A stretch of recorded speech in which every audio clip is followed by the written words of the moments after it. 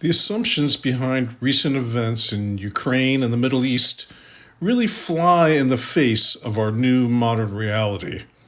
There is an irreconcilable difference between how these events are covered in the news media and how we feel about them.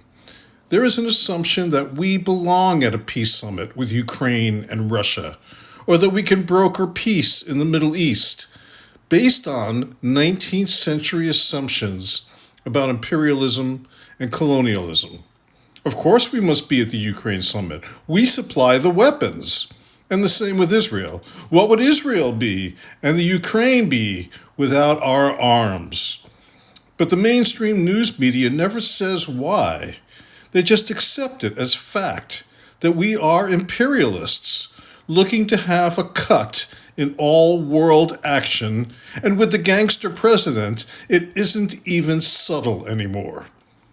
Of course, you can't just abandon Ukraine to the Russian wolves either, since they have the same predatory imperialistic urges as we do. They want empire in a crumbling world too. We are fed the lie of the Jewish homeland, a lie many desperate Jews, including my own family, bought into. A lie that covered up the truth of empire and imperialism and military strategy to ethnically cleanse the native indigenous people. A strategy that America was literally built on and justified through decades of propaganda in our schools. And then exploit the territory for oil, for natural resources, for military advantage.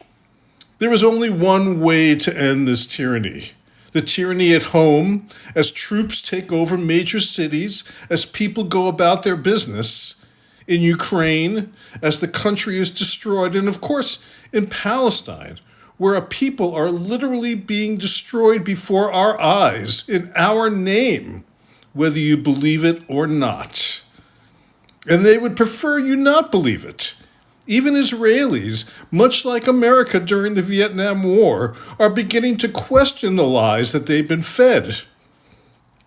And it takes onerous, repugnant leaders like Trump and Putin, like Nixon before them, for the masses to start turning. So we must remove them. We must join with the Russian people and the Israelis, those that are fed up, and begin a global campaign to remove Trump, Putin, and Netanyahu from office, and their minions. There is no point in removing them if they are succeeded by people who will continue these policies. We need a massive, sweeping, global change, a different definition of country, of borders.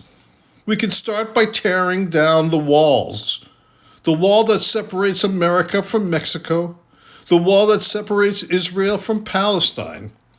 We tore down the Berlin Wall, and for a moment, there was a massive major change in the world until the tyrants managed to scramble back into positions of power. We can't undo the horrors of the past, the distant past, like our own ethnic cleansing of the indigenous people, or slavery, or the continued genocide of the Palestinian people, or the horrors that Russia has committed against its former colonies and even itself.